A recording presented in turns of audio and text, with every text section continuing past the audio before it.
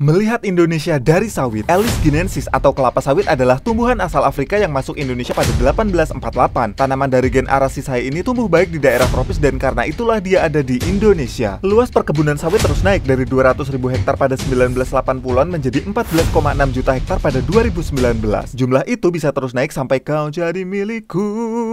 Ups, produksi sawit nasional terus meningkat dari 31,07 juta ton pada 2015 menjadi 42,87 juta ton pada 2019.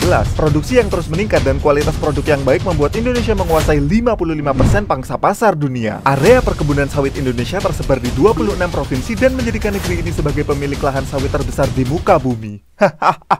Industri kelapa sawit terbukti kebal krisis dan membuat beberapa daerah mengalami perkembangan. Misalnya, beberapa kota di Sumatera Utara lahir karena kemajuan perkebunan. Selain itu, Mamuju di Sulawesi Barat juga glow up karena kebijakan pemerintah setempat dan dukungan industri ini. Perkebunan sawit yang telah beroperasi membutuhkan 0,2 hari kerja orang per hari. Jika 400.000 hektar kebun baru dikembangkan per tahun, maka ada 80.000 KK yang bisa diserap. Jika per tahun Indonesia memiliki 200.000 angkatan kerja baru, maka 30% diantaranya bisa masuk ke hatiku, maksudnya ke industri sawit. Saat ini ada 16 juta orang yang hidup dari sektor ini. Dengan sumbangsi hingga 3,5% untuk pertumbuhan ekonomi nasional, industri sawit kerap dibayang-bayangi kampanye hitam. Banyak narasi mengatakan bahwa sawit adalah penyebab deforestasi, padahal faktanya hutan primer sudah dimanfaatkan sebelum adanya perkebunan sawit. Industri sawit hanya mengolah lahan terdegradasi menjadi area produktif secara tidak langsung. Ini adalah upaya reforestasi di lahan mati. FYI, hanya ada 3% kebun sawit yang benar-benar dikonversi dari hutan produksi. Ada juga anggapan minyak sawit rendah vitamin A, padahal tanaman ini lebih bervitamin dibanding wortel, jeruk, pisang, dan tomat. Anggapan yang juga keliru, sawit bukan penyerap karbon dioksida seperti hutan, padahal kelapa sawit adalah tumbuhan, bukan kipas angin. Artinya mereka bisa melakukan fotosintesis pemecahan karbon dioksida menjadi unsur dan menyuplai oksigen untuk aku dan kamu. Maksudnya kita semua. Anggapan yang paling membuat geleng-geleng kepala adalah narasi bahwa kebun sawit menyebabkan lahan jadi tandus sehingga berubah menjadi gurun. Padahal dengan common sense saja kita bisa melihat bahwa tidak ada tanaman yang merusak lingkungan. Keluarga palem-paleman termasuk kelapa, kurma, dan kelapa sawit bermanfaat untuk manusia dan tidak menimbulkan ancaman apapun. Lalu apa saja manfaat kelapa sawit? Apakah sebatas bahan minyak goreng yang membuat tempe kriuk garing keserenyah mantul? Lebih dari itu, banyak bahan sehari-hari yang berasal dari sawit dan turunannya seperti mentega, coklat, dan banyak lagi.